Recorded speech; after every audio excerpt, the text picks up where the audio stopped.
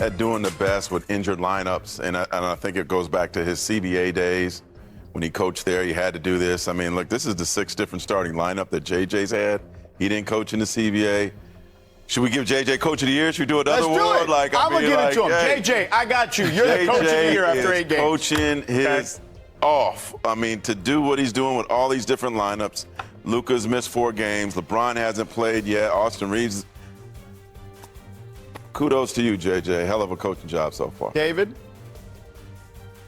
I don't have any real awards to give out. I guess we can give DeAndre Ayton like the "we were the most wrongest about the move" award, because this summer when that happened, we were extremely wrong. Dude, he has been tremendous so far this season. He has been integral in that pick and roll with Austin Reeves and Luka. He's at 17 and 8 for the season, and to have a game when everybody's out, you're in to get against your old team who seemed to couldn't wait to get you out of there, and you put up 29 points. This is the DeAndre Ayton story. Again, I ain't got no awards for him, but he is central to what the Lakers are doing right now. Yeah, George. We'll see. I mean, listen, I'm happy for the kid. I hope that he does have a resurgence. I'll say this, okay? Because I've done a number of Lakers games already this season. And as we all know on this panel, guys get a reputation. So for better or worse, by the way. Sometimes guys get a reputation being, let's just use this as an example, a great defender. And then, 7 years, 8 years into their career, they're no longer a great defender, but people still consider them a great defender. In DeAndre Ayton's case, it's been the reverse. A lot of chatter about desire, right? Deservedly so, I think, because it's not just, media types. It's players, it's coaches, et cetera, who have been around him that say that. But the Lakers are fully aware of that, and they have made him fully aware of his reputation and trying to fix that reputation. So we'll see. Let me add one thing in here. Sure. There's a perception when a player is on a max contract and when a player is making $8 million a year. Sure. That's the nature of the beast here. When you look at a player that you think is overpaid versus a player making $8 million and can give you 28 points and 9 rebounds in Portland, and you think it's probably one of the best value contracts in the NBA. That's how we look at things right now. There's also a pressure when you put on that jersey, and I think there's a different standard that he's playing with now. Fair point. We'll talk. Well, I'm sure we'll have plenty of Lakers to talk about throughout the season. It won't be the last time. All right, time to take it coast to coast. Let's start in the middle of Texas. Rockets, Amen Thompson with a season high 27 points last night. But check out this play from the second quarter. He misses the free throw, but stays with it, snags his own rebound, kicks it to Şengün, who sends it right back for the reverse slam to finish the job. Mark, Rockets are quietly stacking wins. What's clicking for them? Man, I'm going to nickname him Hallelujah. I mean, he stepped in for Fred VanVleet, played out of position, and been incredible. So, I mean, expect this team to get even better. All right, let's move on to Denver. Jokic, he scored his own season high yesterday, 34 points against the Kings. But check out this pass. He nearly took Sabonis' head out here. Still hit Aaron Gordon in stride. David, where do you rank Jokic's passing game right now? Give him a haircut. As a great pass, Sabonis is one afro away from a really good defensive play. He got to grow that thing out if you want to stop some of those passes. A little disappointing. Jokic, a couple of games without a triple-double. He's kind of falling off a little bit. He's got to do a little bit better out there. Come on, Jokic. It's funny.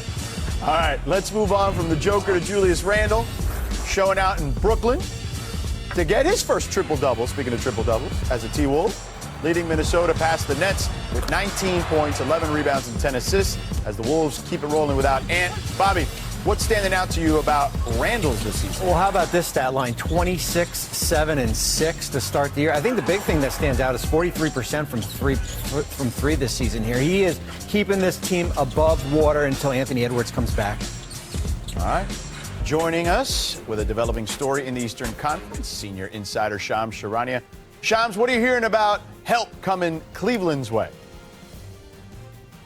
George, I'm told all-star guard Darius Garland aims to make his season debut on Wednesday against the Philadelphia 76ers. Remember, he underwent surgery to repair a big toe injury in June. He was slated to miss about 4 to 5 months in rehab. There was a sense he might be out until December, but his return is coming much sooner than that. He made tremendous progress in his rehab process, and the Cavs certainly need his offensive burst with Max Strus out a significant part of the year. And Jarrett Allen right now is trying to play through a fractured finger. Look at this, only 2 players last season averaged 20 points, 5 assists on 40% three-point shooting. Nikola Jokic and Darius Garland. He is set to return as soon as Wednesday. Yeah, and we saw those numbers with and without, certainly. Shams, you're the man. Appreciate you. Thank you as always. All right, let's move on to the Knicks.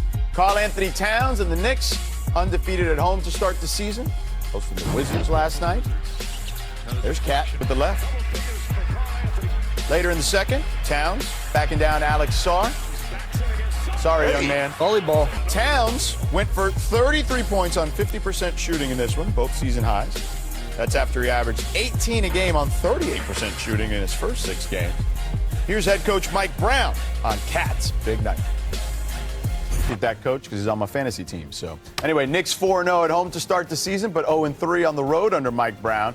David, what does the best version of this team look like?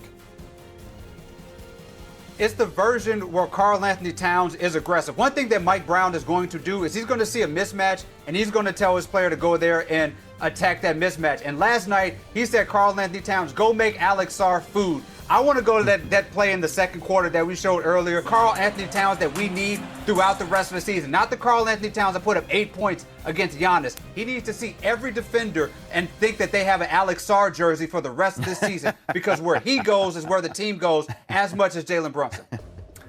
I want him around the basket. I want him less around the three-point line. Last night, he 24 attempts, a third were from three.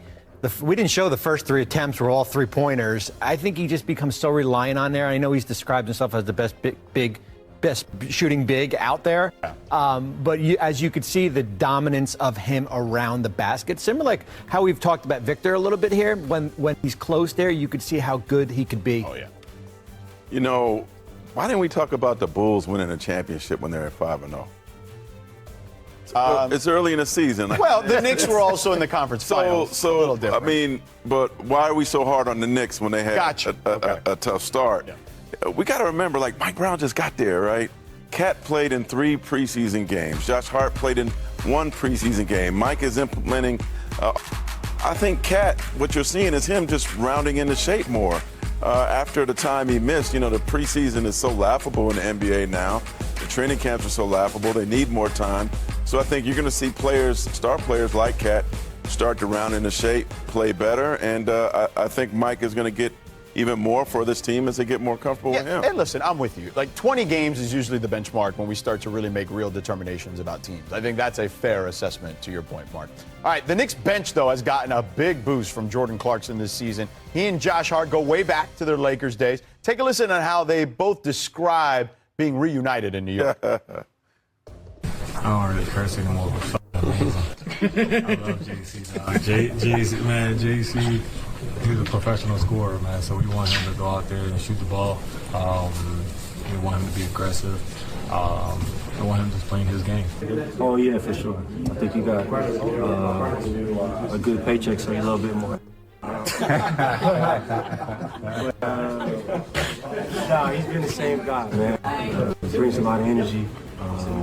Made his return to Indianapolis. Giannis Antetokounmpo made it an unforgettable game. Giannis having some fun. Turner with some sarcastic waves to the fans, but Giannis went to work and got his teammates back. Here's the throwdown on Jarris Walker. Get out of the way. Yeah, exactly. We'll take another look. And he signed this poster for Jarris. That's the signature? Yeah. More thumbs down, too, from Giannis. Giannis full heel here, like a wrestling heel. We jump to the 4th, 20 seconds left. Pacers down 2. Aaron Nesmith, he gets the drive and the finish. Game now tied at 1:15. Here's Doc on the next huddle. But we told everybody we're taking the last shot. Now, Giannis has struggled in his career in these spots, only going 3 for 10 in game-tying or go-ahead field goals with under a second left. He'd missed 7 straight entering Monday. But, of course, last night, he's going to get the ball with 10 seconds left against Indiana. He gets the switch on Nesmith, backs him down at the elbow. Turnaround jumper here. Over 2 players, got it to go at the buzzer. Giannis gets mobbed by his teammates, silences the crowd. Little shush action there, and more thumbs down from Giannis to the Pacer fans. He also became the first Buck since Mo Williams in 05 to get 30 points in a game winner at the buzzer. Giannis finished with 33 and 13. Bobby, you want to say something? The double was just a little bit too late here, but here's the guy.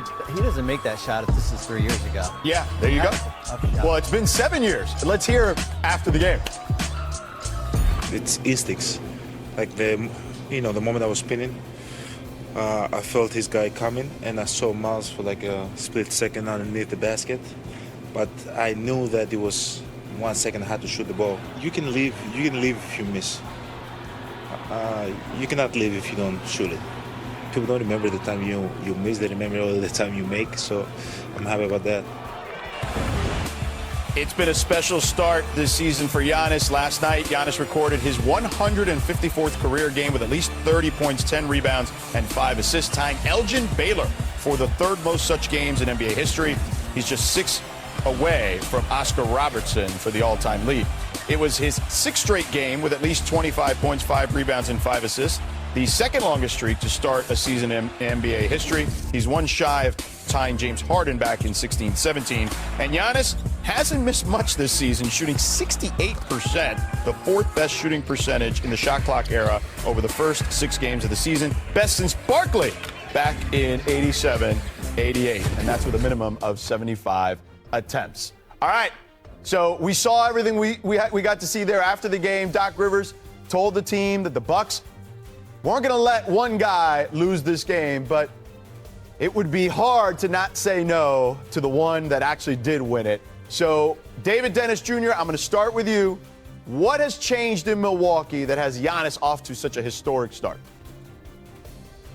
I think Giannis just has this massive chip on his shoulder, and last night came because he was at the scene of the crime where everything fell apart last year. Dame gets hurt. They had an embarrassing loss in the playoffs. Halliburton's dad is in his face, and you come into this season, everybody's saying you do not have a chance and that you should have left Milwaukee and you don't have a shot in the East. This dude right now, Giannis, is carrying this team and playing as the best version of himself. He has a 40 PER, which is the greatest of all time by a wide margin. He is attacking the basket relentlessly. He is making 11 buckets at the basket. That's 20 to 22 points right there in automatic layups and dunks. This dude is taking this team on his back, and right now the sky is the limit because Giannis is playing the best we have seen him so far. Well, David Dennis Jr., thank you so much. By the way, George Sedano in for Malika Andrews. David Dennis Jr., you just heard there. The Hall of Famer Mark Spears and our NBA front office insider Bobby Marks. Bobby, what do you think about all that? Well, as David said, he's got a chip on his shoulder here. I think you forget the brilliance of Giannis. There's only a handful of players out there we can call franchise-level players. But I think what we learned last year from that Indiana series is there's kind of a blueprint as far as how this team can be successful. Just put all shooters around him. Put Giannis out there, certainly Miles Turner, but when you have, certainly Gary Trent Jr. and A.J. Green, players give you the volume shooting here. This team could be dangerous in that Eastern Conference that, as we've talked about, is wide open. Whether it was Middleton or Dame, he's always had that number 2 guy, right? The guy to go with him. He doesn't have it now. Right. So he's doing Wilt things. These are Wilt Chamberlain-type numbers. I do wonder if it's sustainable. But he's actually playing 2 less minutes than he did a season ago doing this. It's absolutely incredible. Can he do this every night, 82 games? He hasn't played over 75 in a while, even though 75 is a high number. Yeah.